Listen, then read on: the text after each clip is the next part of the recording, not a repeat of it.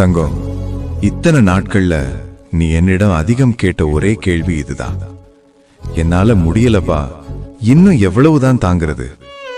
ஆனா தங்கம், நான் உன்னை ஒரு நாளும் தாங்கிட்டு இருன்னு சொல்லவே இல்லை.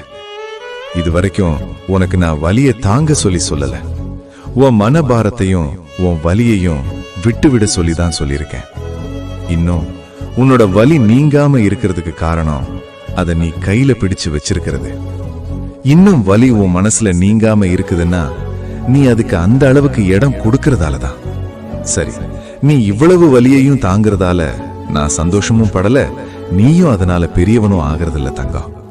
நீ தாங்கி பிடிக்கிறத விடுற நாள் தான் உன் வாழ்க்கை நிம்மதியா மாறுற நாள். இனிமே நான் உன்கிட்ட என்ன கேட்பேன்னு தெரியுமா? நீ என்னை எவ்வளவு வணங்குறேன்னு இல்ல, இன்னும் நீ எதை பிடிச்சுக்கிட்டு இருக்கேன்னு தான் தங்கமே.